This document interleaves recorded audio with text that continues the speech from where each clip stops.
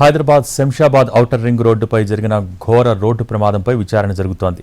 నడుచుకుంటూ వెళ్తున్న వ్యక్తిని ఓవర్ స్పీడ్తో వచ్చిన కారు ఢీకొట్టింది. ఆ వ్యక్తి ఎగిరి కారుపై పడ్డాడు. తల కారులో ఇరుక్కుపోయి తల తెగిపోయి కారు సీట్లో పడింది. ఈ కేసులో విచారణ ఎంతవరకు వచ్చింది? మరింత సమాచారాన్ని మా ప్రతినిధి రవి అందిస్తారు.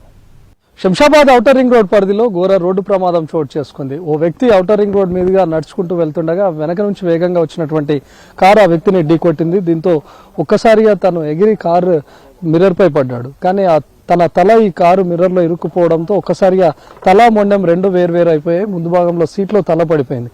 ఇప్పటివరకు ఎన్నో రోడ్డు ప్రమాదాలు చూసి ఉంటాం. ఒక వ్యక్తి తీవ్రంగా గాయపడమో లేకపోతే శరీర భాగాలు ఛిద్రమవడం లాంటివి ఎన్నో యాక్సిడెంట్లు కూడా మనం చూసాం.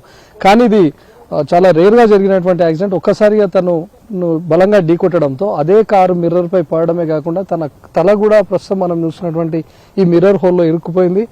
షార్ప్గా పదునైనటువంటి గ్లాస్ ఉండడం, అప్పటికే గ్లాస్ కూడా బ్రేక్ ఉండడంతో తల కూడా కట్ అయిపోయి ముందు సీట్లో పడిపోయింది.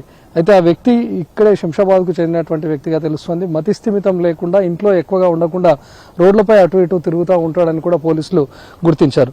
అదే క్రమంలో నిన్న Shamshabad outer ring road Tondapalli ORR సమీపం నుంచి ఓఆర్ఆర్ మీదుగా నడుచుకుంటూ వెళ్తుండగా ఆ ప్రమాదం చోటు చేసుకుంది. సాధారణంగా ఓఆర్ఆర్ పైన ఎవరు నడుచుకుంటూ వెళ్లేందుకు కూడా అనుమతి ఇవ్వరు. ఎందుకంటే వెహికల్స్ చాలా వేగంగా వస్తుంటాయి. ఆల్మోస్ట్ ప్రతి వెహికల్ కూడా 100-120 స్పీడ్లో వస్తుంటాయి. అదే స్పీడ్లో వస్తున్నటువంటి ఈ కారు కూడా నడుచుకుంటూ వెళ్తున్నటువంటి వ్యక్తిని గుర్తించక వెనక నుంచి బలంగా ఢీకొట్టింది. దాంతో ఒక్కసారిగా తను ఎగిరిపోవడం, క్షణాల్లోనే తల కూడా కట్ అయిపోయింది. అయితే వెహికల్ డ్రైవ్ చేస్తున్నటువంటి కార్ డ్రైవరే పోలీసులకు సమాచారం ఇచ్చినట్లుగా తెలుస్తోంది. దీంతో పోలీసులు అక్కడ చేరుకొని కేసు నమోదు చేశారు. ఆ చనిపోయినటువంటి వ్యక్తి ఎవరు అనేది కూడా గుర్తించి స్థానికుడు శంషాబాద్కు సంబంధించినటువంటి వ్యక్తిగానే గుర్తించారు.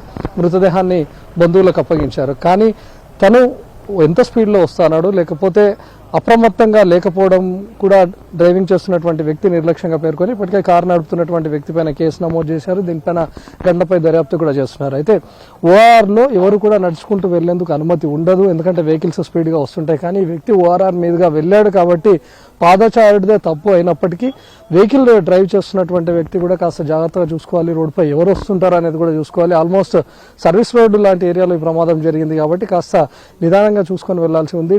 అటు కార్ డ్రైవర్ నిర్లక్ష్యం కూడా ఇందుకు కారణంగా పేర్కొంటూ పోలీసులు ఇప్పటికే కార్ డ్రైవర్ పైన కూడా కేసు నమోదు చేశారు. కెమెరామెన్ రతన్తో రవికుమార్, ఎన్టీవీ, శంషాబాద్ నుంచి.